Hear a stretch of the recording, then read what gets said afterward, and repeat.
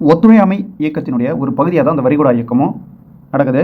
அதில் தான் வந்து சௌரி சௌராங்கிற ஒரு சம்பவத்தில் போய் அது முடிஞ்சிடும். ஒத்துழையாமை இயக்கத்தை க்ளோஸ் பண்ணிடுவார் காந்தியடிகள். இதை பார்க்குறோம். 1922 பிப்ரவரி மாதம் பர்தோலியில் தான் அந்த வரிகுடா இயக்கம் பிரச்சாரத்தை காந்தி அறிவிக்கிறாரு. பர்தோலிங்கிறது குஜராத்தில் இருக்குது. அந்த பிப்ரவரி மாதம் பர்தோலியில் தான் வரிகுடா இயக்கத்தை காந்தி அறிவிச்சிட்டாரு. இந்த இயக்கங்கள் எல்லாம் ஒரு தேசிய தலைவராக காந்தியடிகளை வந்து நல்ல பேர் எடுத்து கொடுத்துச்சுன்னு சொல்லலாம். இந்த வரிகுடா இயக்கம் விவசாயிகள் மத்தியில் பார்த்தீங்கன்னா மாபெரும் தலைவராக காந்தியடிகளுடைய மரியாதை உயருது. காந்தியடிகள் வந்து நாடு தழுவிய சுற்றுப்பயணத்தையும் மேற்கொள்கிறாரு. அந்நிய துணிகள் எல்லாமே குவிக்கப்பட்டு தீயிட்டு கொளுத்தப்படுது.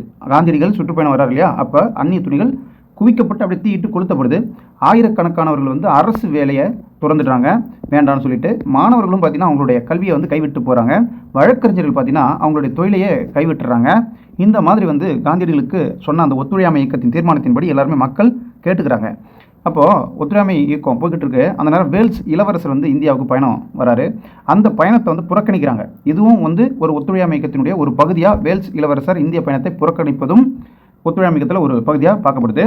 இப்போது எப்படி வந்து இந்த ஒத்துழையாமை இயக்கம் தப்பாக போச்சு அப்படின்னு பார்ப்போம். 1922 பிப்ரவரி 5 அந்த தேதி பார்த்திங்கன்னா உத்தரப்பிரதேசத்தில் கோரக்பூர்னு சொல்லிட்டு ஒரு இடம், இந்த மாவட்டம். அந்த சௌரி சௌராங்கிறது தான் கிராமம். அதுதான் இங்கே முக்கியம். அந்த கிராமத்து பேர் சௌரி சௌரா. இங்கே பார்த்தீங்கன்னா தேசியவாதிகள் எல்லாம் ஒரு பேரணி வந்து நடத்துகிறாங்க. இந்த பேரணி நடக்கும்போது தான் காவல் நிலையத்துக்குள்ளே புந்து காவலர்கள் கிட்டத்தட்ட 22 காவலர்களுடன் அந்த காவல் நிலையத்தையே மக்கள் வந்து தீயிட்டு கொளுத்துறாங்க. இந்த சம்பவத்தை பார்த்து தான் காந்தியடிகள் இந்த ஒத்துழையாமை இயக்கத்தை உடனடியாக என்ன பண்ணுறாரு, நிறுத்துறார். அதாவது திரும்ப பெறுறார். இந்த இடத்துல சௌரி சௌரா சம்பவத்தில் என்ன முக்கியம் அப்படின்னா 22 காவலர்கள் வந்து உயிரிழந்தது காந்தியடிகளுக்கு மிகப்பெரிய வருத்தத்தை கொடுத்துருக்குது. இதனால் ஒத்துழையாமை இயக்கம் திரும்பி பெற்றுக்கொள்ளப்பட்டது.